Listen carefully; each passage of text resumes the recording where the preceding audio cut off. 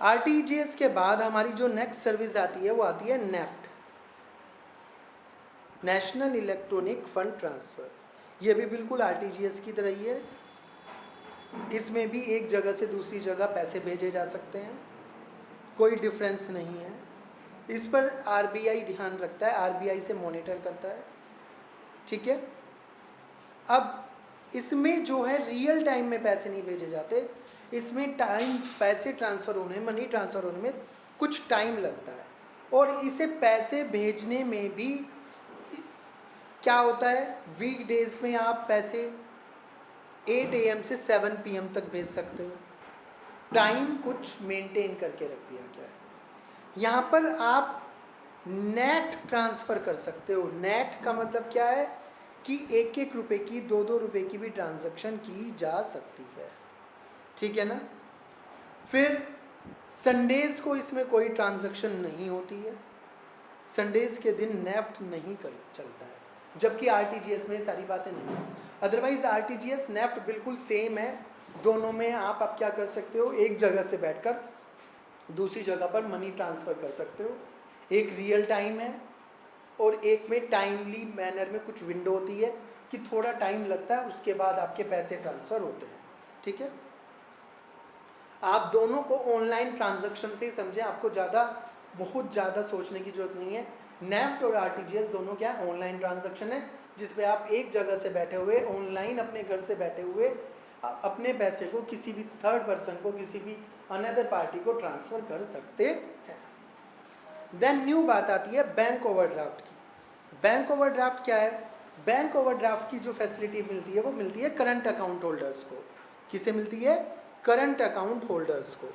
देखिए, बैंक में different types of accounts खोले जा सकते हैं। Saving account, fix deposit account, current account, recurring deposit account.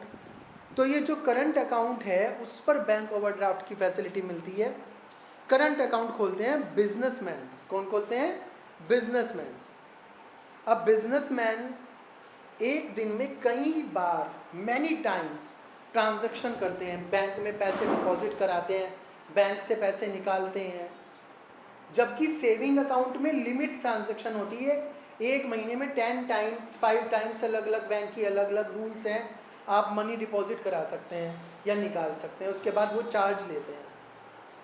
Saving account bank में पैसे बचाने के लिए खोला जाता है, जबकि करंट अकाउंट बिजनेस ट्रांजैक्शन करने के लिए खोला जाता है और बिजनेसमैन खोलते हैं। तो वो एक दिन में कई बार पैसे निकालते हैं, कई बार जमा कराते हैं। करंट अकाउंट में ये होता है।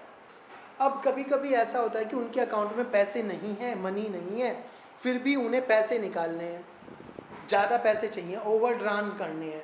मान के चलो करंट अकाउंट में पैसे पड़े हैं 12,000 और उन्हें किसी को पेमेंट करनी है 15,000 की।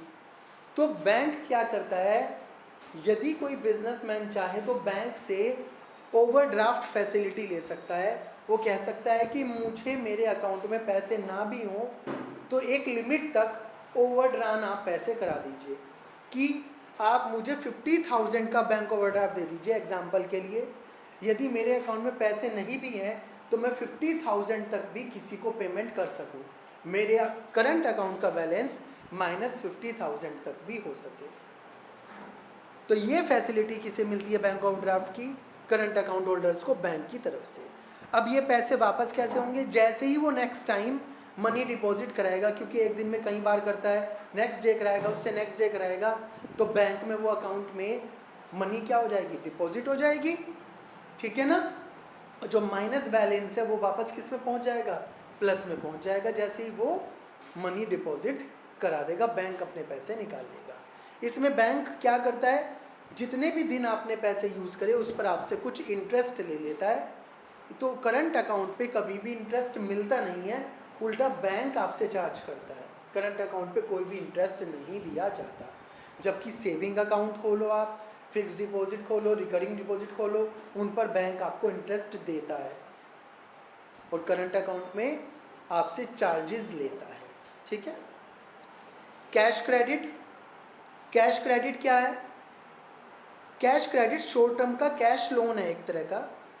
कंपनीज को यदि कोई कैश लोन चाहिए और वो पैसे जल्दी से दे देंगे तो बैंक्स क्या करते हैं, उनसे कोई सिक्योरिटी ले लेते हैं, सिक्योरिटी के रूप में कि आप अपनी बिल्डिंग गिरवी रख दो, अपनी मशीनरी गिरवी रख दो, इस तरह से हाइपोथिकेशन करा दो, गिरवी रख दो, और जब भी आप पेमेंट करेंगे मशीन तो आप यूज़ करते ही रहेंगे, बट आप किसी को बेच नहीं सकते। यदि आपने हमारा लोन नहीं दिया, कैश क्रेडिट की पेमेंट नहीं करी, तो हम आपकी मशीन बेच के पैसे ले लेंगे। एक तरह का शॉर्ट टर्म लोन है जो बैंक प्रोवाइड कराता है सिक्योरिटी के अगेंस्ट।